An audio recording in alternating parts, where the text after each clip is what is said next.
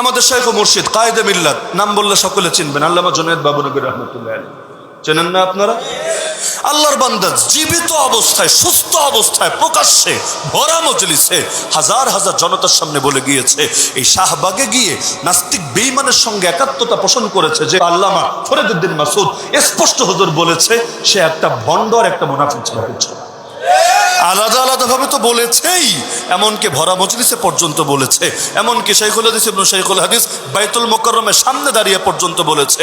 এই টঙ্গীর মাঠে 2019-এ সম্ভবত 1 ডিসেম্বর যে বিশাল মারামারি হলো, শত শত ছাত্র আহত হলো, অনেকের মাথা ফাটলো, অনেকে চিরতরে লেখাপড়া থেকেই ছিটকে গেল, এই যে বিশাল ওলামা তালাবার রক্ত ঝরলো, এর পেছনে সবচেয়ে বড় দায় সেই কথিত আল্লামা শাহবাগী হুজুর ছাড়া দ্বিতীয় কারণ না। কারণ তার প্রতিষ্ঠানেই তার রাত কাটিয়েছে এবং সেখান থেকে গিয়েই সকালবেলা আলেমদেরকে, ছাত্রদেরকে পিটিয়েছে। এমনকি আমি একজন দুজন না, হাজার হাজার আলেমের নাম বলতে পারবো যারা নিজেরা আলেম হয়েও এই বড় হুজুরের বিরুদ্ধে প্রতিবাদ করেছেন। কেন?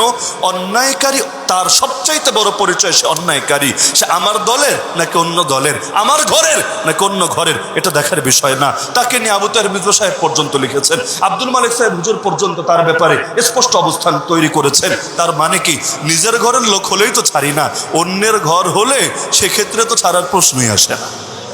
নিজের ঘরে যেখানে কম্প্রোমাইজ করে না, অন্য ক্ষেত্রে কম্প্রোমাইজ কিভাবে করবে? সরকারের পা চেটে তথাকথিত জঙ্গিবাদের নামে জিহাদের বিরুদ্ধে ফতোয়া জারি করেছে, আলেম ওলামার বিরুদ্ধে ষড়যন্ত্র করেছে। এমনকি পোপ যখন এসেছে, খ্রিস্টানদের পোপ, তার সঙ্গে পর্যন্ত আন্তধর্মীয় প্রার্থনা করেছে। নাউজুবিল্লাহি মিন যালিক। হিন্দু, খ্রিস্টান, বৌদ্ধ আর হুজুর একসাথে মিলে আন্তধর্মীয় প্রার্থনা করেছে। ভাব এমন, একজন না একজন তো সারা দিবে। আল্লাহ না দিলে ভগবান দিবে, ভগবান না দিলে ঈশ্বর দিবে, ঈশ্বর না দিলে আরেকজন দিবে। মানে ফাইজলামের একটা লিমিট থাকতে পারে। নাউজুবিল্লাহি মিন যালিক। তাহলে নিজের ঘরের ক্ষেত্রে যদি ছাড় না দেয়, অন্যের ঘরে ছাড় দেওয়ার কোনো কারণ আছে? এখন যদি এমন হয় কেউ বড়, অনেক বড়, অনেক বড়, কিন্তু এখন নবীর চাইতেও বড় সেজে বসেছে, ওরেকে ছেড়ে কথা বলা যাবে? আল্লাহ নবীর কাছে এক সাহাবী এসে বললেন, ইয়া রাসূলুল্লাহ, আমার অনুমতি দেন, আমি সেজদা দিব আপনাকে। কাকে বলছেন? নবীকে। ইয়া রাসূলুল্লাহ, আমার অনুমতি দেন, আমি আপনাকে সেজদা দেব। কি রে, আমারও সেজদা কেন দিবি? বলল, ইয়া রাসূলুল্লাহ, রাজা বাদশার দরবারে গিয়ে দেখেছি তাদের প্রজারা তাদের প্রতি ভক্তি আর শ্রদ্ধা প্রকাশ করার জন্য সামনে সেজদায় লুটিয়ে পড়ে। আরে কিসের দুনিয়ার রাজা? আপনি তো রাজার রাজা, আমরা তো আপনাকে সবচাইতে বেশি ভক্তি করি, শ্রদ্ধা করি। তো ওরা ওদের রাজাকে যদি সেজদা দিতে পারে, তাহলে আমরা ওদের চাইতে আরো বেশি সেজদা দিয়ে দেখিয়ে দিব আপনাকে। আল্লাহ নবী বলেন, খবরদার, খবরদার, আমি যদি উম্মতের কাউকে আদেশ দিতাম অপর কাউকে সেজদা করার, নারীদেরকে বলতাম যেন স্বামীদেরকে অবশ্যই সেজদা করে। তা নবীকে অনুমতি দিলেন না নিষেধ করলেন? অনুমতি দিলেন না নিষেধ করলেন? এখন যদি কোনো পীরও দাবি করে আমারে সেজদা দিবা, মরার পর অথবা জিন্দা থাকা অবস্থায় মূর্তিরে যেমন সেজদা দেয়, আমারও মূর্তি বানায় তোমরা সেজদা দিবা, তাহলে কি সেই পীর নিজেকে আল্লাহ নবীর চাইতে বড় বলে দাবি করছে না? আল্লাহ নবী নিজের জন্য যেটা পছন্দ করে নাই, সে নিজের জন্য সেটা দাবি করছে না? তাহলে সব কথার মূল কথা যে আগে মানুষের মতো মানুষ হতে হবে, তবেই শিক্ষার দাম থাকবে।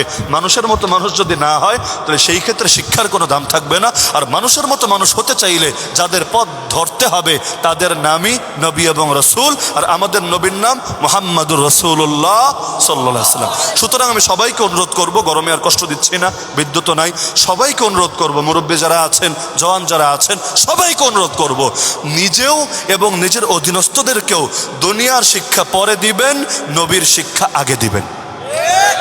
পারবেন না? দুনিয়ার শিক্ষা পরে দিবেন। আমি বলছি না দুনিয়ার শিক্ষার দরকার নাই, অবশ্যই দরকার। সবাই যদি হুজুর হয়ে যায় দুনিয়া চলবে? ডাক্তার লাগবে না, ইঞ্জিনিয়ার লাগবে না, কৃষিবিদ লাগবে না, সবই লাগবে। এমনকি সবই ফরজে কিফায়া। খালি হুজুর হওয়া ফরজে কিফায়া না, ডাক্তার হওয়া ফরজে কিফায়া। যদি কেউ ডাক্তার না হয় আর মুসলমানরা বিনা চিকিৎসায় মরে, এর জন্য মুসলিম উম্মাহ পাপী হবে। সব জ্ঞানই দরকার, অস্বীকারের সুযোগ নাই। তবে মানুষ বানানোর জ্ঞান আগে দিতে হবে। আগে সে আল্লাহ নবীর রঙে রঙিন হবে, তারপর সে জাগতিক শিক্ষা হাসিল করবে। পারবেন না ইনশাআল্লাহ? সাহাবীরাও বলতেন, ঈমান শিখেছি আগে, কোরআন শিখেছি পরে। এজন্য কোরআন শিখতে শুরু করলে ঈমান বেড়েছে। কথা উল্টান, ঈমান না শিখে যদি কোরআন শিখতে শুরু করে, 2 দিন পর কোরআন বেচা ব্যবসা করবে, ধান্দা করবে। তাহলে ঈমান শিখবেন তো ইনশাআল্লাহ? ঈমান শিখবেন তো ইনশাআল্লাহ?